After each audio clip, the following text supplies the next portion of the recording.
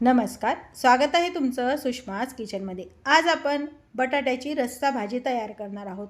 ही भाजी आपण गॅसवर न बनवता इंडक्शनवरती आणि अगदी 10 मिनिटात कुकरमध्ये तयार करणार आहोत। या भाजीसाठी आपण कोणतंही असं स्पेशल वाटण वगैरे न करताही पाहू शकता तुम्ही अगदी चमचमीत आणि झणझणीत ही भाजी तयार झालेली आहे। इंडक्शनवरती कुकरमध्ये भाजी कशी बनवायची हे यामध्ये मी पूर्णपणे सविस्तर सांगितलेलं आहे। त्यासाठी व्हिडिओ शेवटपर्यंत बघा। तसंच रेसिपीला लाईक करा, चॅनलला सबस्क्राईब करा आणि बेल नोटिफिकेशन पण ऑलवर प्रेस करा। आता आपण रेसिपीला सुरुवात करूया। इंडक्शनवरती कुकरमध्ये बटाट्याची भाजी बनवणार आहोत। त्यासाठी मी वरतून पिन लावून इंडक्शन सुरू केलेलं आहे। हे प्रेस्टिजचं इंडक्शन आहे। कुकर हे आहे आपलं स्टीलचं कुकर। कोणतंही इंडक्शनवरती स्टीलचं कुकर चालतं आणि फ्लॅट बुडाचं कुकर पाहिजे। आता मी इंडक्शन सुरू करते।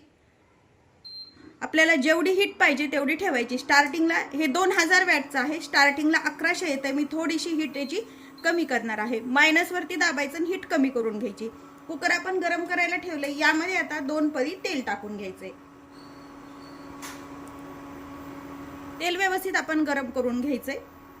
तेल व्यवस्थित गरम झाले। यामध्ये अर्धा चमचा मोहरी टाकून घ्यायची। मोहरी तडतडली की जिरं टाकून घ्यायचे। जिरं छान तडतडलेत। यामध्ये बारीक चिरलेला एक कांदा टाकून घ्यायचा। कांदा लवकर परतण्यासाठी थोडंसं चिमूटभर मीठ टाकायचं आणि कांदा थोडासा आपल्याला परतून घ्यायचा आहे।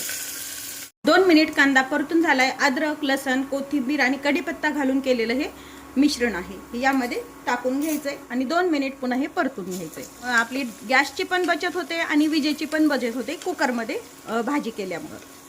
ते बारीक चिरलेला टोमॅटो टाकून घ्यायचा एक। टोमॅटो छान मऊ होईस्तर परतून घ्यायचा आहे।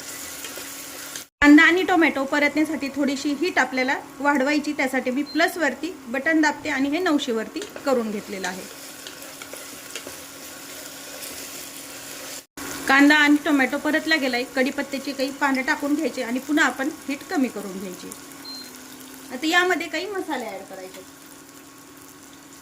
हळद पावडर छोटे चमचा भरून, कांदा लसूण मसाला टाकायचा आहे। मसाले आवश्यकतेनुसार तुम्ही कमी जास्त करू शकता।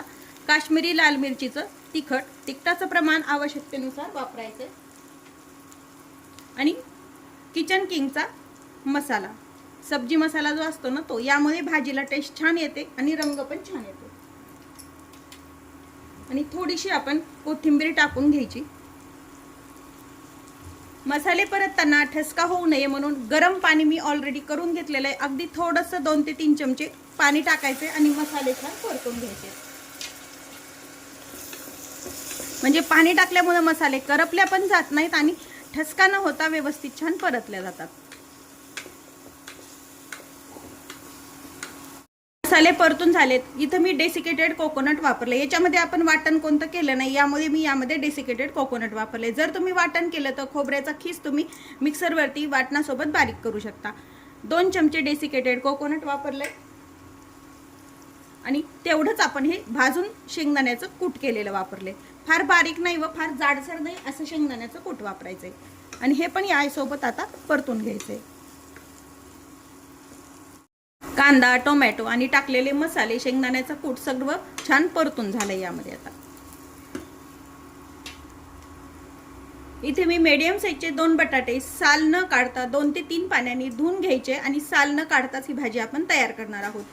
तुम्हाला जर साल काढायची असेल तर काढू शकता आणि साधारण फार मोठे नाही व फार छोटे नाही असे मीडियम साईजचे हे फोडी करून घेतल्यात। बटाटा चिरल्यानंतर पाण्यातच टाकून ठेवायचा, नाही तर बटाटा हा काळा पडतो। आता ह्या सर्व बटाट्याच्या फोडी आपण या मसाल्यामध्ये टाकून घ्यायच्या।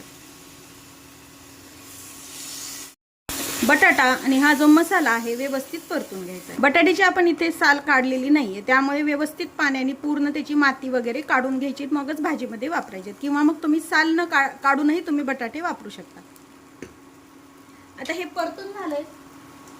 यामध्ये इथे मी गरम पाणी करून घेतलेलं आहे। कोणतीही भाजी शिजवताना तुम्ही गरम पाणी जर वापरलं तर भाजीचा वेळ कमी लागतो शिजण्याचा आणि गॅसची आपली बचत होते।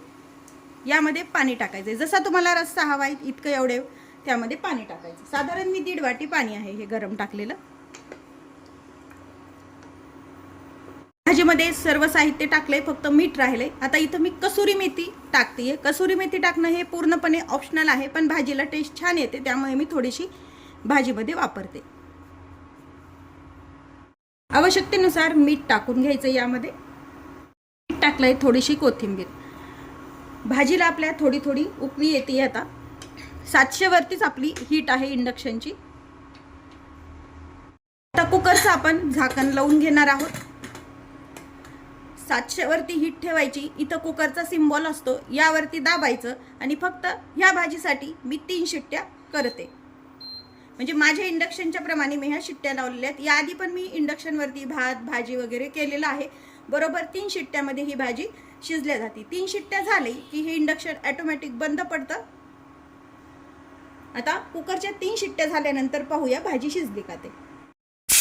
इंडक्शनवरती आपली दुसरी शिट्टी झालेली आहे. बरोबर इथं मायनसवरती 1 शिट्टी राहिलेली आहे. 1 शिट्टी झाली की बरोबर इंडक्शन बंद होणार. कुकरच्या आपल्या पूर्ण शिट्ट्या 3 कंप्लीट झालेल्या आहेत. पावर ऑफ करूया. आपलं इंडक्शन बंद केलेलं आहे.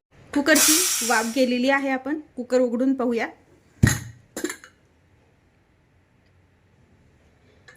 भाजीला रंग पण छान आलाय, पाहू शकता. अगदी गॅसवर बनवतो त्याच पद्धतीने ही भाजी पण तयार झालेली आहे. फक्त आता भाजी आपण शिजली का ते चेक करूया. काटा चमचा घ्यायचा आणि बटाट्यामध्ये टोचून पाहायचा. व्यवस्थित बटाट्यामध्ये काटा चमचा टोचल्या गेला म्हणजे आपली ही भाजी छान शिजल्या गेलेली आहे. शिजून झाली. वरतून थोडीशी ऑप्शनल आहे कोथिंबीर टाकून घ्यायची.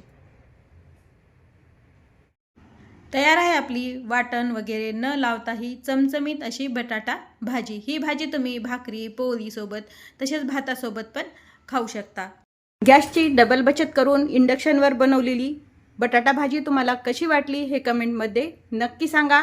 तसेच माझ्या चॅनलवर तुम्ही नवीन असाल तर चॅनलला सबस्क्राईब करा, रेसिपीला लाईक करा आणि रेसिपी शेअर करायला विसरू नका.